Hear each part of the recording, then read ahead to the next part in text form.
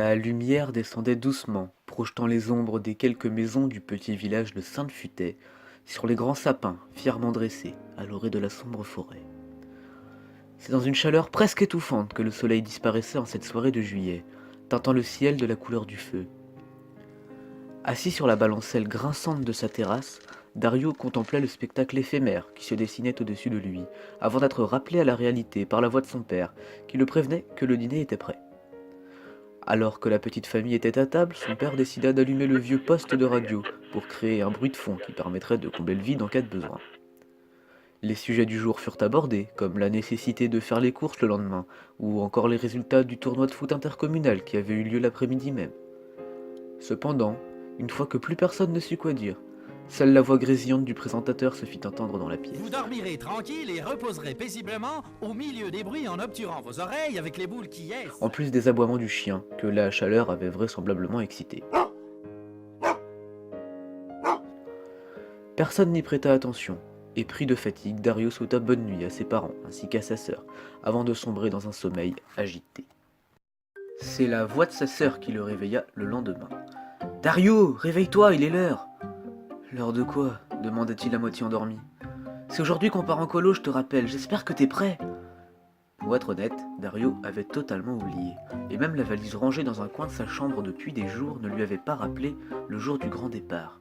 « Oh zut, j'arrive tout de suite, dis aux parents que je me dépêche.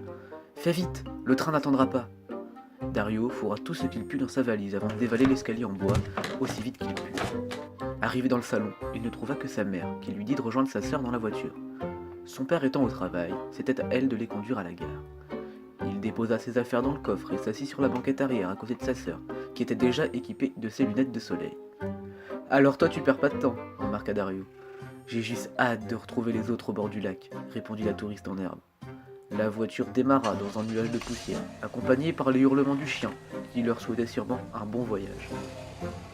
Alors que la vieille Clio arpentait la route de campagne cabossée qui longeait la forêt, Dario remarqua un paysan qui moissonnait le blé à l'ombre des grands arbres.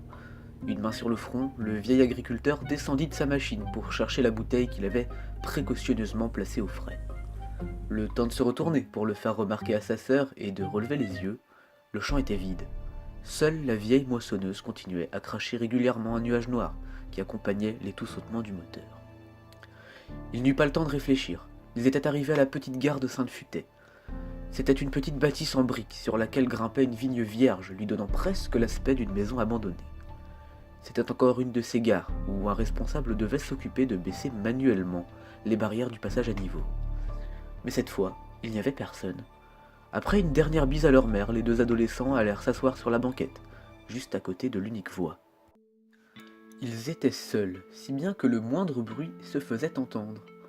À l'horaire indiqué, le vieux train de campagne apparut au loin, déformé par la chaleur qui s'élevait à l'horizon. Lorsqu'il fut près du passage à niveau, il fit retentir son célèbre klaxon, celui qui se faisait entendre partout dans la vallée. « C'est bizarre qu'il n'y ait personne, le train va bientôt traverser la route et les barrières sont toujours relevées, » remarqua Dario. « Peut-être que ça a été automatisé depuis la dernière fois, » proposa sa sœur. « J'en doute, on en aura entendu parler. » En effet, le train traversa la route sans que les barrières ne bougent. Fort heureusement, c'était une route très peu fréquentée du fait de l'isolement de la région. Le train s'arrêta dans un bruit mécanique, et la porte s'ouvrit. Les jumeaux montèrent donc à bord, présentant leur billet au contrôleur qui n'avait visiblement pas beaucoup de travail, étant donné qu'ils étaient les seuls passagers, en plus d'un homme âgé assis dans le fond de l'unique wagon. « Plutôt dangereuses les installations par ici, on aurait pu causer un accident », fit remarquer le contrôleur. Nous faisions la même réflexion, répondit Dario, qui trouvait de plus en plus étrange l'absence de quiconque dans les environs. C'est d'autant plus étrange qu'en cette période, le train devrait être bondé, alors qu'aujourd'hui nous n'avons presque personne, commenta le fonctionnaire en marmonnant dans sa grosse moustache grisonnante. Ce n'est donc pas normal demanda la sœur de Dario qui venait de comprendre la situation. C'est même inquiétant, reprit le contrôleur. J'espère que ça n'a aucun lien avec les événements d'hier.